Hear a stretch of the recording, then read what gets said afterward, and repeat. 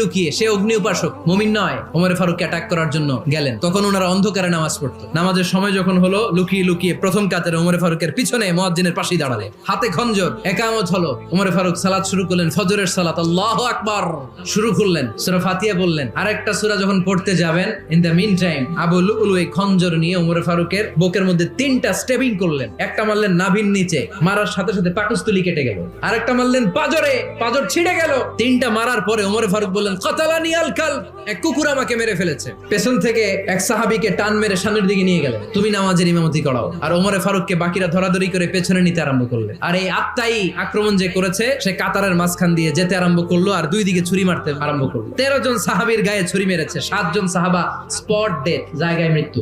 এই ভয়ঙ্কর অবস্থা দেখে এক সাহাবী বুরনুস, এক ধরনের জুব্বা আছে মাথাওয়ালা, অনেকে জ্যাকেট পরছেন না এরকম মাথাওয়ালা, লম্বা জুব্বা আছে, আরবরা শীতে পরে মাথাওয়ালা, এই মাথাওয়ালা জুব্বা বের করে এক সাহাবী জালের